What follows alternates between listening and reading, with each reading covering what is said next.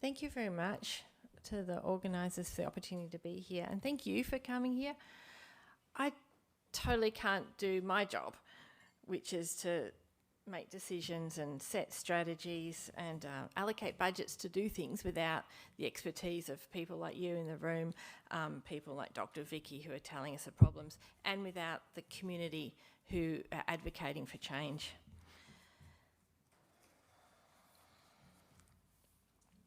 This is a rehash of a presentation that I gave last year in September at down at Canning at the Eco Centre there. It's a nice spot.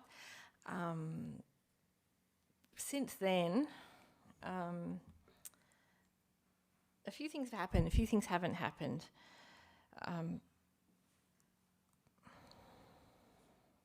On Sunday, I went to a planting day, the first planting day of our winter planting season in Naranda. And since I gave the presentation, we've had 30 mils of rain, as you know too well. We've had 1,892 millimetres of evaporation. It was pretty shocking to see this beautiful spot. I'm really glad Dr. Vicky talked about pollinators. This spot, it's called Maxwell Reserve. It's in Naranda, not far from Lightning Park bushland, which is our A-class reserve. This spot has the highest number of local pollinators in the area. We had a survey done by the bee queen, Dr. Kit Prendergast, some time ago. This is our highest density of native pollinators live in this park. The great thing about the planting days is I get to step away from that strategic stuff, get my hands dirty, and actually hear from people that work on the ground. Our natural area people said they thought the Banksias were dying because of dieback, but the good news is it's not dieback, it's drought that's killing everything, and including this one here. It's our only endemic eucalyptus todtiana. It's the driest soils in 120 years. It's not liking it. So, I mean, they're the opportunities to hear from the experts of what's going on the ground. That's what's changed since the last presentation. So here we are. And here we are. I don't know if anyone is in Bayswater, you know where it is. It's 10 kilometres up the Derbal Yerrigan, up our Swan River. From here, about 14 kilometres out from to the east. And we have a lot of water. We have 50 kilometres of drains. It's one of the largest urban catchment areas, the Bayswater Brook catchment area in the metro area. We have 50 kilometres of drains. We have... It covers 27,000 hectares. We have 37 water court basins in it. It runs from the top, and I'm probably going to fail at using the pointer. Is it the big button? Red one. Yeah, thank you. Yeah, so from Lightning Swamp Reserve at the top, at the very edges of the Bassendean soils, down to the Swan River.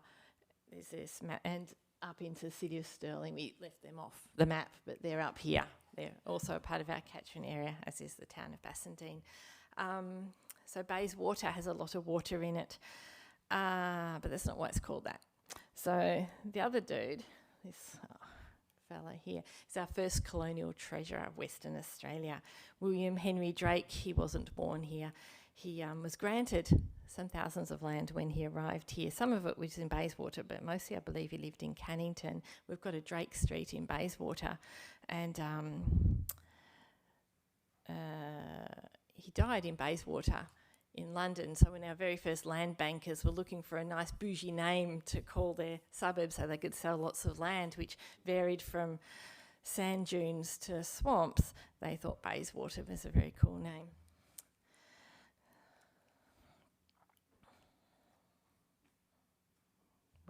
I'll point this somewhere, sorry. That one. So I'm going to talk a little bit about myself. I'm going to talk a little bit about the work we do on council. Mostly I'm going to talk about our waterways Bayswater strategy. But there I am. So there in the middle is Riverside Gardens in Bayswater. It's one of the first, actually the first day I moved to Bayswater, I walked down the end of my street and found this green open space with water, the green and blue, and just went, It was a great feeling of peace, and it still is a very peaceful feeling place for me. I set up a business there with a former colleague of mine. We had a little cafe there and a caravan for 7 years. I spent a lot of time in this park. And I met a lot of people that really love the area. People feel really vested to their local green spaces and very passionate about it. They cared about the environment. We started a coffee business where, you know, the whole business of coffee is selling cups to people. And the day that someone turned up with a coffee cup of ours that had ended up in the river was the day we switched to 100% reusables. But what I learnt from that is people are totally passionate about their local patch. I met, and I'm popping, I probably need to step back a bit, my apologies. I met people there that were working in a natural area, our friends groups, the local government staff that mow the lawns, that do the revegetation, that do the water testing, monitoring. There are school groups that came down from schools around the area to measure the water contaminants, to look at the effectiveness of some of our local drainage projects. So there, you know, I'm just serving up coffee, but that's when I met the people that were passionate about the area and could see the difference that that passion made, and kind of caught a bit of it myself, got to admit. So I got onto council and realised that this is how we do things, this is how we make decisions, is we do set strategic direction, and to do that we need strategies. The Bayswater community has complained, campaigned and organised over years, as I'm sure they do in every other area, to get better outcomes for their community. And a lot of that has been around water. One of the first jobs of my predecessor organisation, the Bayswater Road Board, was to drain the swamps, literally, because with human habitation they'd become contaminated and were a source of vector-borne disease. We had children living in squatter tents dying of dengue, and the good people of Bayswater were very happy to, build the drains to drain away the water. Population grew so fast that the sewage system couldn't keep up. You'll know this, the water table got contaminated with sewage. The drains that we built were stinky, and the community again organised. There was members of the community, there was local government staff and councillors working together to create our first strategy, which was the Bayswater Main Drain Catchment Management Strategy. It's this one here with that cute little 80s logo designed by a local school student, and that speaks to how the community was engaged around this, that this is a community developed and led plan. I think some of you in the room might have been there and involved in that one, so thank you for your work. I'm seeing some nods. Thank you, Martin. And I think Bill Teal also has been a long time involved, and some of you others as well, in the next strategy, which was the Bayswater Brook Catchment Strategy. Likewise, very much led from the community in partnership with the community, with council staff and experts like yourselves, building the dream. A few other folks that are in the room, so Jane Chambers, Bill Till's in the picture, I think so, and a few other local folk that you might know. So these are the local Bayswater experts and professionals that we're fortunate enough to have in our area that helped develop a big plan, the Environment and Livability Framework. It was a big, bold plan that could be done because our community was activated. There was renewal within the City of Bayswater and staff and councillors. The Environment and Livability Framework is overarching, and goes into areas about where we live, how we manage our spaces, into the community and what happens in the community. So it's bigger than council operations. What it doesn't have yet is an implementation plan. So it's really beautiful. We love it. It was adopted unanimously. It's kind of gathering dust, which is why I have rather a lot of copies of it. But we'll get there. We'll get there. One of the strategies adopted at the same time, 2020, is, and this one I'm going to talk about now, is Waterways Bayswater, a strategy to 2030.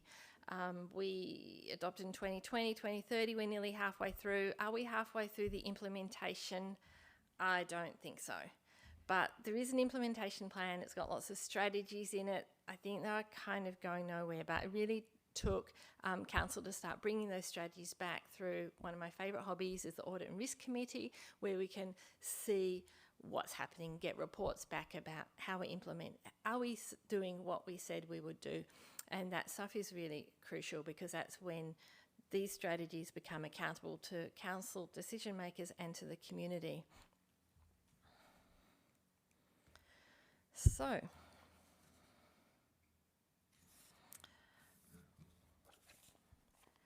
I'm not going to talk about all the things in it that we're doing. I'm just going to talk about some of the fun stuff, really, because that's what we're here for. One of the strategies in there is to collaborate with local Aboriginal people to gather water stories, and there is such a thirst for knowledge. I'll chuck in as many puns as I can, really, but also we have an opportunity. We have such a great opportunity with the oldest living connected culture and so much knowledge about how to manage our spaces, that we're so fortunate to have folks who know the area, can understand it and share those stories and learnings. It's going to be a lifetime journey for me and for all of us, because it's a lot of knowledge, but there's definitely a real appetite for it in the community. You hear from those stories. Some of these pictures are from events we had at Barden Park, and a lot of these actions are at Barden Park, Melgamup.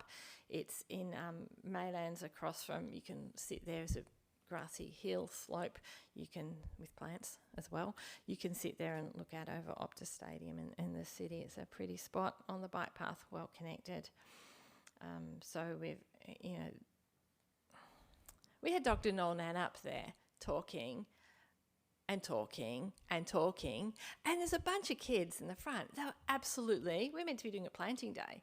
They were so engaged and so engrossed with his storytelling that we're like, we want to get the plants in the ground. That's what we're here for. But it was like, no, such an engaging storyteller. So fortunate to have folks like that sharing their stories and talking about space and place, because it really helps with the connectedness in the community and for our advocacy as well, and our understanding of the space. One of the other actions is to continue to support the Drainage for Livability program. I'm sure lots of folks of you are working in those sort of spaces. We saw a nice picture in Vicky's previous presentation. I think Helen here made that up, invented it, made that happen. And likewise, in Bayswater, we've got a number of projects on essentially Watercorp land and Watercorp drains. Hello, Watercorp people. To make those spaces that are kind of fenced up and constrained by engineering constraints. And we love our engineers, but the places can be so beautiful and add so many more biodiversity benefits for our health, as we heard from Dr. Vicky, and for the health of and resilience in our community. So Peter's Place is a little spot in Morley. It is a really grey area. Morley has a lot of concrete, you might have noticed. But these little pockets are so important, so vital, so wherever they are. And lots of our remnant bushland is around schools. Peter's Place is around a school, and it's a Watercorp drain. So it's just an opportunity there for creating health around our schools, the new generation. There's a whole lot of reasons why actions around schools are really exciting. And so that was you can see the before and after of the transformation on that one. One of our other plans is to identify foreshore restoration projects. We have 11 kilometres, roughly, someone will correct me if I'm wrong, of river frontage which is being degraded by recreational activities and lack of biodiversity. It's a history that we all know. So part of because we've got a strategy, we can go to the funders and say, right, we've got a plan, this is what we need to do. And so that's why the strategies are so important to allow us to do this work. We can't afford, the city and ratepayers can't afford the millions of dollars it's going to cost to do major restorations along our foreshore, which is why we have to rely on the strategy to be able to advocate and get the funding from all our state and political representatives, especially in an election year. So this is the time to put, have those plans and do the advocacy work. other things that came out of the various strategies around water quality are using our assets. Eric Singleton Bird Sanctuary, for example, as a great example of cleaning out the water and reducing contamination into the river system. Lots of people come and study it and look at it. You may be aware of it. Around the Eric Singleton wetland, because it is so well loved locally, there's been a massive community there was a massive community campaign in 2017 to preserve a patch of it. I think Dr. Jane Chambers was involved in that one in terms of looking at the biodiversity benefits of what was, a neglected bit of land. It was privately owned land. Nothing had been done with it, but nothing had been done with it. So it was so rich in little critters, so much better than any of the other water around us. It was such a healthy ecosystem, and now back in public ownership and won't be built on. And a part of urban forest, which is going in very soon. Natural areas and our friends groups. So part of our actions is about facilitating actions by locals, and we can't do anything without our friends groups and our communities knowing so well what goes on in their local area, but also advocating for it, understanding the issues. We have a number of friends groups across the City of Bayswater, and they not only just passionate for the area, but you come along to the planting days, you come along to the events, you learn so much about the area, you meet good people, you learn about things like climate change and biodiversity, but really you're just digging lots of holes to put plants in. And start of the winter planting season, we have a number of plantings going on every Saturday and Sunday. Come along. They're on the City Bayswater website. And yes, this is great. You all know a spot like this. The Parks and Gardens people have been mowing this spot at Barden Park for years and maintaining the grass. So awesome. What is it, a green desert? The tractors would get bogged in it. It was so soggy and wet. It spent a fortune maintaining them. And so much money, no idea. Okay, so a little patch big patch. Riverside Gardens cost $500,000 a year to maintain and mow. It's insane. So here we are. These folks have been trying desperately, bless them, to mow and keep this space green and neat for years. It's just got in the too hard box. So what does it want to be? It just wants to be a soggy frog bog. And that's a year after planting. It is gorgeous. It's on the bike path through Maylands. Just go and check it out because you can hear it before you get there. It's so easy. Just, seeing the change in the land and watching how it goes. I know I'm going to get the wind up. Just a few other areas in that area that have been reclaimed back, planted out, regreened. There's so many examples of them. I have to talk about turtles while Jane's in the room. Sorry.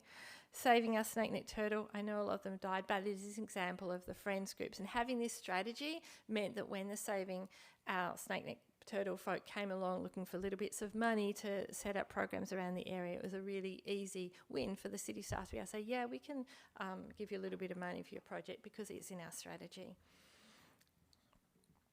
And we also learned lots about our turtle nesting places, which is going to, through this process, which is going to inform the way that we develop the natural areas or the way we change and maintain them.